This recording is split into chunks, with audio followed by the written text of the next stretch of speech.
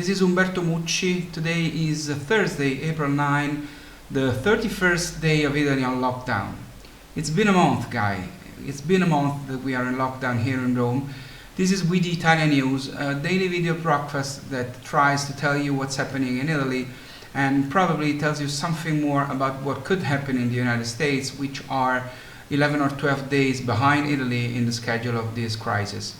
Let's talk about the numbers. We have good news today. Yesterday, the number of positive cases that we know of was 95,262. 26,491 patients have recovered. 17,669 died from the beginning of this crisis. The growth of the rate of the positive cases keeps decreasing, and for the first time it is under 2%. Yesterday there were more new cases than the day before, but this is because there were 51,000 swabs instead of the 33,000 of the day before. So the curve keeps going down. For the fifth consecutive day, the number of admissions in intensive care units is going down, and for the second consecutive day is also going down the number of patients generally admitted, not in ICU, but for coronavirus symptoms. In addition, the number of daily healed patients is 2,099. It is the highest ever recorded, and the recovered in the last 10 days are equal to 50% of the total since the start of the epidemic. Also, the percentage of positive patients per number of swabs continues to fall, from 9% of Tuesday to 7.4% yesterday. The daily number of deaths keeps going down, but it is still very high. Yesterday we lost 542 fellow Italians, but it is going down. We are maybe halfway there, but the second part of the pattern of the route is the hardest one. The disaggregated data of the various regions show that the decrease has not yet started everywhere. It is evident in the regions which are the most affected and the ones that were closed before: Lombardy, Veneto, Piedmont and Emilia-Romagna. But the other regions do not see a decrease as much evident as the ones in these four regions. The descent we have just begun to observe will probably be longer than the ascent.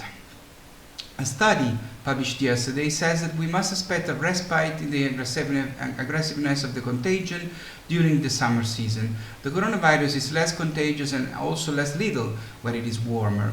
Data from Southeast Asia, Africa, the Gulf states, the Caribbean, Central America, and also matched by the difference in mortality rates between North and South in Spain, Italy, and the United States, where 80% of deaths occur in the northern places of these three countries. The Italian Civil Protection Department activated the Copernicus Observatory satellite to monitor its territory to check on gathering points. We in Italy are very worried about the positive numbers, plus the good weather, plus the habit of going out at Easter and Easter Monday, because that could probably push millions of Italians to leave home at the risk of a massive resurgence of contagions. This is a very worrisome thing that everybody is trying to avoid. Bocce is a very popular sport among the Italian Americans. The Italian word of bocce is crying at least 250 players who died in this crisis, especially in the regions of Veneto, Friuli, Lombardy, Piedmont and Marche, which are of very great tradition in bocce. The 1,600 Italian bocce clubs are very popular places where bocce players meet, play and have fun. Many of them are old, but there are also young enthusiasts. Other bad news comes from the world of wine.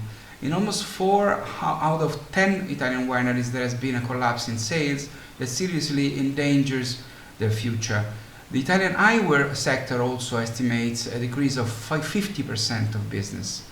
But more generally, all made in Italy will have very heavy losses that seriously jeopardize hundreds of companies and millions of jobs. The president of the Sicily region has signed a new regulation that requires everyone to wear the mask in places where it is impossible to maintain the distance of 1 meter. Also, the other novelty is the limitation of exits.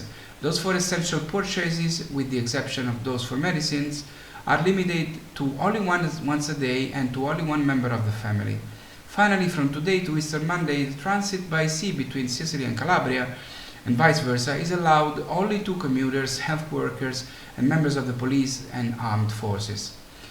We raised 27,360 euros in our fundraising in favor to the Spallanzani Hospital from 283 wonderful donors. We want to thank very much all who donated, and we encourage everybody who is watching this video to please share the link and donate. You will find the link to the fundraising in the description of this video.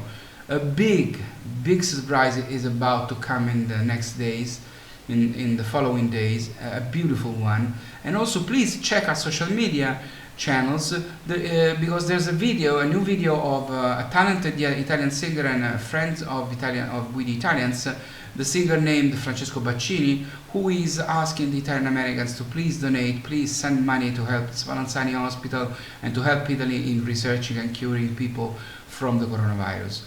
Now, thank you very much for listening and watching. Please stay safe, please stay healthy, don't give up on Italy. I'll see you tomorrow. Ciao from Rome.